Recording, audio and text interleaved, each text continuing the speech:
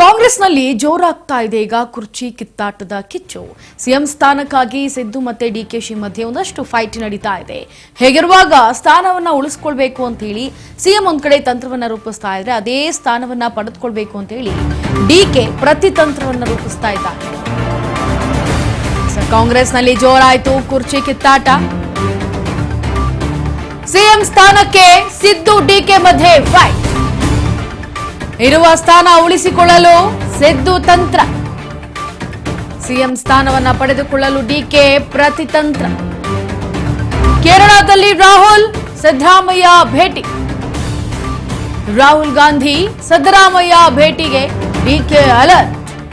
ಪ್ರತ್ಯೇಕ ಭೇಟಿಗೆ ಸಮಯಾವಕಾಶ ಕೇಳಿದಂತಹ ಡಿಕೆ, ಕರೆಯುತ್ತೇನೆ ದೆಹಲಿಗೆ ಬರುವಂತೆ ಅಂತ ಹೈಕಮಾಂಡ್ ಸೂಚನೆ. ರಾಹುಲ್ ಜೊತೆ ಡಿಕೆ ಶಿವಕುಮಾರ್ ಕೊನೆ ಪ್ರಯತ್ನ.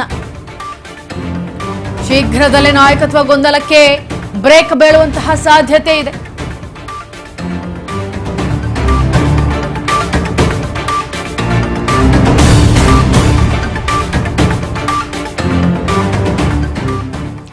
ನೋಡಿ, ರಾಜ್ಯ ರಾಜಕೀಯದಲ್ಲಿ ಇದು ಒಂದು ರೀತಿ ಟಫ್ ಫೈಟ್ ಅಂತಂದ್ರೆ ತಪ್ಪಾಗ್ಲಾರ್ದು. ಇಂತಹ ಕಾಂಗ್ರೆಸ್ನಲ್ಲಿ ಈಗ ಈ ಒಂದು ಕುರ್ಚಿ ಕಿತ್ತಾಟ ಬಲು ಜೋರಾಗಿ ಸದ್ದು ಮಾಡ್ತಾ ಇದೆ. ಇಷ್ಟು ದಿವಸ ಸ್ವಲ್ಪ ತಣ್ಣಗಾಗಿತ್ತು, ಆದ್ರೆ ಒಳಗೊಳಗೆ ಕುರ್ಚಿ ಗುದ್ದಾಟ ನಡೀತಾ ಇತ್ತು. ಆದ್ರೆ ಈಗ ಮತ್ತೆ ಮೇಲ್ನೋಟಕ್ಕೆ ಕಾಣ್ತಾ ಇರೋದು ಕುರ್ಚಿ ಕಿತ್ತಾಟ. ಈಗ ಸಿಎಂ ಸ್ಥಾನಕ್ಕೆ ಒಂದ್ ಕಡೆ ಸಿದ್ದು ಅವರು ನಾನು ಇದನ್ನ ಉಳಿಸ್ಕೊಳ್ತೇನೆ, ನಾನು ಇನ್ನೇನು ನಂದು ಪೂರ್ಣಾವಧಿ ಇದೆ ಅದನ್ನ ನಾನೇ ಮುಗಿಸ್ಬೇಕು ಅಂತ ಸಿದ್ದು ಅವರ ಹಠ.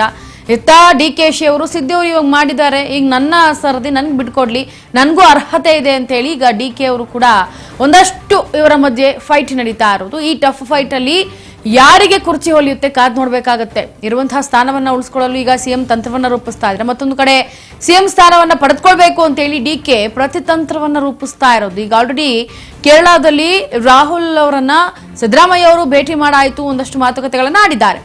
ಇದು ವಿಷಯ ಗೊತ್ತಾಗ್ತಾ ಇದ್ದಂತೆ ಡಿಕೆಶಿ ಕೂಡ ಫುಲ್ ಅಲರ್ಟ್ ಆಗಿರೋದು. ಇನ್ನೇನು ನಾನು ಕೂಡ ಹೈಕಮಾಂಡ್ ಅನ್ನ ಭೇಟಿ ಆಗ್ಬೇಕು ಅಂತ ಹೇಳಿ ಡಿಕೆಶಿ ಮನವಿಯನ್ನ ಮಾಡ್ಕೊಂಡಾಗ ಹೈಕಮಾಂಡ್ ಹೇಳಿದೆ ನಾನು ಕರಿತೀನಿ ದೆಹಲಿಗೆ, ಅವಾಗ ಬರುವರಂತೆ ಅಂತ ಹೇಳಿದ್ದಾರೆ. ಸದ್ಯಕ್ಕೆ ಸೂಚನೆ ಕೊಟ್ಟಿದ್ದಾರೆ ಅಷ್ಟೇ. ಈಗ ರಾಹುಲ್ ಜೊತೆ ಡಿಕೆಶಿ ಮಾತನಾಡೋದಕ್ಕೆ ಒಂದು ಕೊನೆ ಪ್ರಯತ್ನ ಇದು. ಶೀಘ್ರದಲ್ಲೇ ನಾಯಕತ್ವ ಗೊಂದಲಕ್ಕೆ ಹಾಗಿದ್ರೆ ಬ್ರೇಕ್ ಬೀಳುವಂತಹ ಸಾಧ್ಯತೆ ಇದೆಯಾ, ಕಾದು ನೋಡ್ಬೇಕಾಗತ್ತೆ.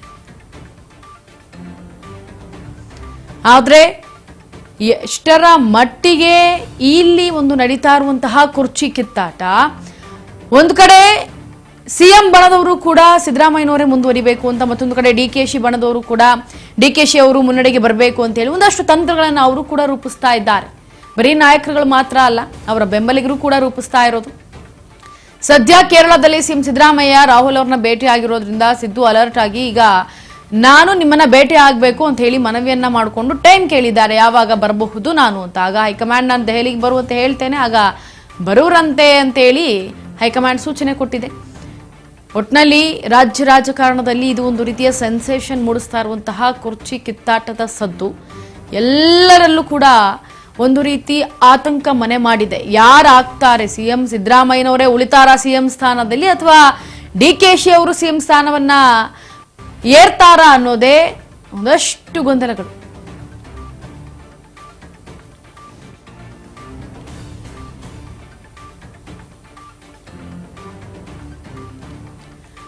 ಸದ್ಯ ಕೇರಳದಲ್ಲಿ ರಾಹುಲ್ ಗಾಂಧಿಯನ್ನ ಮೀಟ್ ಆಗಿ ಬಂದಿದ್ದಾರೆ ಸಿದ್ದರಾಮಯ್ಯನವರು. ಒಂದಿಷ್ಟು ನಾನು ಮುಂದುವರಿಸ್ತೇನೆ ಇಲ್ವೇ ಅನ್ನೋದ ವಿಚಾರವಾಗಿ ಸಿದ್ದರಾಮಯ್ಯ ಮಾತನಾಡಿದ್ದಾರೆ. ಈಗ ಡಿಕೆ ಕೂಡ ಅಲರ್ಟ್ ಆಗಿದ್ದಾರೆ.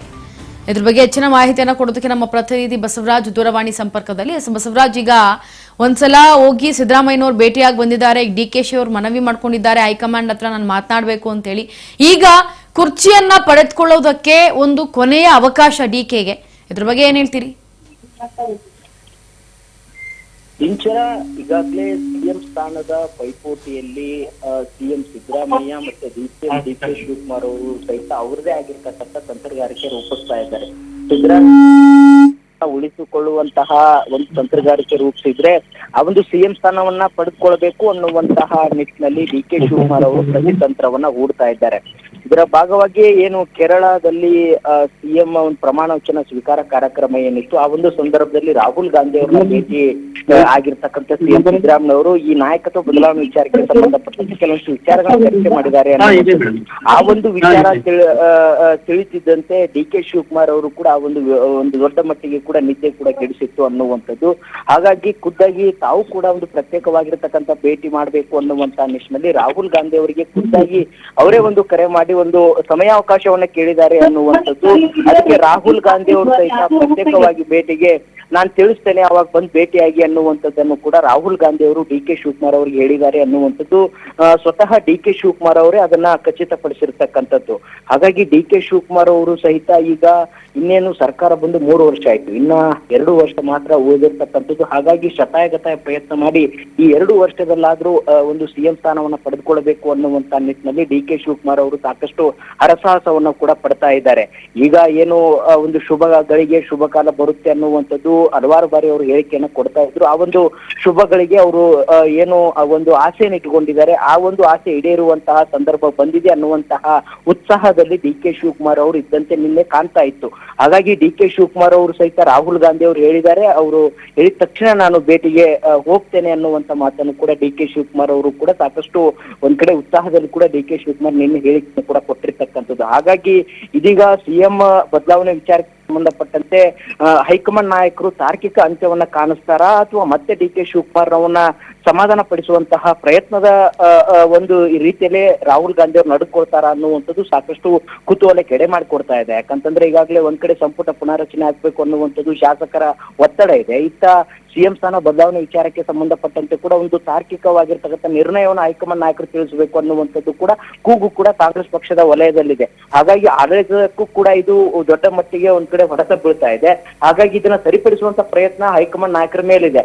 ಅದನ್ನ ಯಾವ ರೀತಿಯಾಗಿ ಇದೀಗ ಸಿಎಂ ಭೇಟಿ ಸೇರಿಸಿಕೊಂಡು ಬಗೆಹರಿಸ್ತಾರೋ ಅಥವಾ ಪ್ರತ್ಯೇಕವಾಗಿ ಮಾತುಕತೆ ನಡೆಸಿ ಇದನ್ನ ಒಂದು ತಾರ್ಕಿಕ ಅಂತ್ಯವನ್ನ ಕಾಣಿಸ್ತಾರೋ ಹೈಕಮಾಂಡ್ ನಾಯಕರು ಅನ್ನುವಂಥದ್ದು ಪ್ರಶ್ನೆ ಎಡೆ ಮಾಡಿಕೊಡ್ತಾ ಇದೆ. ಇಂಚರ ಎಸ್ ಬಸವರಾಜ್, ಇನ್ನ ಸಿಎಂ ಸ್ಥಾನ ಪಡೆದುಕೊಳ್ಳೋದಕ್ಕೆ ಈಗ ಇಷ್ಟು ಇವರಿಬ್ಬರ ಮಧ್ಯೆ ನಡೀತಾ ಇರುವಂತಹ ಫೈಟ್, ಈಗ ಯಾರಾಗಬಹುದು ಸಿಎಂ ಅನ್ನೋದೇನಾದ್ರು ಅಂದ್ರೆ ಈಗ ಅವ್ರು ಸಿಎಂ ಸಿದ್ದರಾಮಯ್ಯನವರ ಪಟ್ಟವನ್ನ ಉಳಿಸ್ಕೋತಾರಾ ಅಥವಾ ಡಿ ಕೆ ಶಿ ಅವ್ರ ಪಟ್ಟಕ್ಕೇರ್ತಾರಾ? ಈ ಬೆಂಬಲಿಗರಲ್ಲೂ ಕೂಡ ಒಂದಷ್ಟು ಗೊಂದಲಗಳಿವೆ. ಇದ್ರ ಬಗ್ಗೆ ಹೇಳೋದಾದ್ರೆ ಇಂಚರ ಖಂಡಿತವಾಗ್ಲೂ ಕೂಡ ಸಿಎಂ ಸ್ಥಾನ ಬದಲಾವಣೆ ಮಾಡಬೇಕು ಅಥವಾ ಏನು ಸಿದ್ದರಾಮಯ್ಯವ್ರನ್ನೇ ಮುಂದುವರಿಸಬೇಕು ಅನ್ನುವಂಥದ್ದು ಹೈಕಮಾಂಡ್ ನಾಯಕರು ಇನ್ನೂ ಕೂಡ ನಿರ್ಧರಿಸಿಲ್ಲ ಅನ್ನುವಂತ ಮಾಹಿತಿ ಸಿಗ್ತಾ ಇದೆ. ಯಾಕಂತಂದ್ರೆ ಒಂದ್ ಕಡೆ ಮುಂದೆ 2028ರ ವಿಧಾನಸಭೆ ಚುನಾವಣೆ ಆ ಒಂದು ದೃಷ್ಟಿಯಿಂದಲೂ ಕೂಡ ಹೈಕಮಾಂಡ್ ನಾಯಕರು ಈಗ ನಿರ್ಧಾರ ಕೈಗೊಳ್ಳಬೇಕಾಗುತ್ತೆ. ಮತ್ತೆ ಎಲ್ಲ ಶಾಸಕರ ಅಭಿಪ್ರಾಯ ಏನಿದೆ, ಕರ್ನಾಟಕ ರಾಜ್ಯದಲ್ಲಿ ಕಾಂಗ್ರೆಸ್ ಸರ್ಕಾರ ಇದೆ, ಅದನ್ನ ಯಾವ ರೀತಿ ಉಳಿಸ್ಕೊಳ್ಳುವಂತ ಪ್ರಯತ್ನ ಮಾಡಬೇಕು ಅನ್ನುವಂಥದ್ದು ಕೂಡ ಹೈಕಮಾಂಡ್ ನಾಯಕರ ಗಮನದಲ್ಲಿ ಇದೆ. ಇದನ್ನೆಲ್ಲವನ್ನು ಕೂಡ ಗಮನದಲ್ಲಿ ಇಟ್ಕೊಂಡು ಹೈಕಮಾಂಡ್ ನಾಯಕರು ಈಗ ಲೆಕ್ಕಾಚಾರ ಹಾಕ್ತಾ ಇದ್ದಾರೆ. ಡಿ ಕೆ ಶಿವಕುಮಾರ್ ಅವರು ಕೂಡ ಪಕ್ಷಕ್ಕಾಗಿ ಹಲವಾರು ಬಾರಿ ದುಡಿದಿದ್ದಾರೆ, ಜೈಲಿಗೆ ಕೂಡ ಹೋಗಿ ಬಂದಿದೆ ಅನ್ನುವಂತ ಮಾತನ್ನು ಕೂಡ ಹೇಳ್ತಾರೆ. ಹಾಗಾಗಿ ಅವ್ರಿಗೂ ಕೂಡ ಒಂದು ಅವಕಾಶ ಮಾಡಿಕೊಡ್ಬೇಕು ಅನ್ನುವಂಥದ್ದು ಕೂಡ ಹೈಕಮಾಂಡ್ ನಾಯಕರ ಒಂದು ಮನದಲ್ಲಿದೆ ಅನ್ನುವಂಥದ್ದು ಕೂಡ ಹಿರಿಯ ನಾಯಕರು ಹೊಂದಕೊಂಡು ನಮಗೆ ಮಾಹಿತಿ ಇದೆ.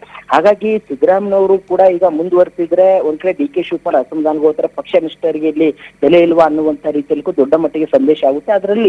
ಅದರಲ್ಲೂ ಕೂಡ ಒಕ್ಕಲಿಗ ಸಮುದಾಯ ಸರ್ಕಾರ ಒಂದು ಬರುವಂತ ಸಂದರ್ಭದಲ್ಲಿ ಸಾಕಷ್ಟು ಡಿ ಕೆ ಶಿವಕುಮಾರ್ ಕೂಡ ಸಿಎಂ ಸ್ಥಾನ ಕೊಡ್ತಾರೆ ಅನ್ನುವಂತ ಲೆಕ್ಕಾಚಾರ ಹಳೆ ಮೈಸೂರು ಭಾಗದಲ್ಲಿ ಕಾಂಗ್ರೆಸ್ ಪಕ್ಷದ ಕೈ ಹಿಡಿದಿದ್ದಾರೆ ಅನ್ನುವಂಥದ್ದು. ಹಾಗಾಗಿ ಅದನ್ನು ಕೂಡ ಉಳಿಸಿಕೊಳ್ಳುವಂತ ಪ್ರಯತ್ನ ಕಾಂಗ್ರೆಸ್ ಪಕ್ಷಕ್ಕೆ ಒಂದು ಸವಾಲಾಗಿ ಉಳಿದಿದೆ.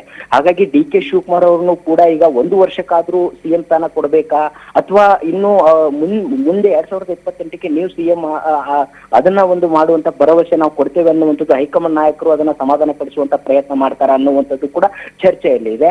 ಆದ್ರೆ ಸದ್ಯಕ್ಕೆ ಇರುವಂತ ಮಾಹಿತಿ ಪ್ರಕಾರ ಇಂಚರ ಒಂದ್ ಕಡೆ ಸಿದ್ದರಾಮಯ್ಯನವರ ಪರವಾಗಿ ಕೂಡ ದೊಡ್ಡ ಮಟ್ಟದಲ್ಲಿ ಕೂಡ ಶಾಸಕರು ಸಚಿವರು ಒತ್ತಾಯವನ್ನು ಕೂಡ ಹೇರ್ತಾ ಇದ್ರೆ ಅವರೇ ಮುಂದುವರಿಬೇಕು, ಇಲ್ಲ ಅಂತಂದ್ರೆ ಮುಂದೆ ಕಾಂಗ್ರೆಸ್ ಪಕ್ಷಕ್ಕೆ ರಾಜ್ಯದಲ್ಲಿ ಹೊಡೆತ ಬೀಳುತ್ತೆ ಅನ್ನುವಂತಹ ಒಂದಿಷ್ಟು ಖುದ್ದಾಗಿ ಹೇಳಿಕೆಗಳನ್ನ ಕೊಟ್ಟಿದ್ದಾರೆ ಅನ್ನುವಂಥದ್ದು. ಹಾಗಾಗಿ ಅದನ್ನ ಹೈಕಮಾಂಡ್ ನಾಯಕರು ಯಾವ ರೀತಿ ಪರಿಗಣಿಸ್ತಾರೆ ಅನ್ನುವಂಥದ್ದು ಕಾದಷ್ಟೇ ನೋಡ್ಬೇಕಾಗಿದೆ. Inchara S Basavaraj, thank you so much ನಿಮ್ಮೆಲ್ಲ ಡೀಟೇಲ್ಸ್ಗಾಗಿ.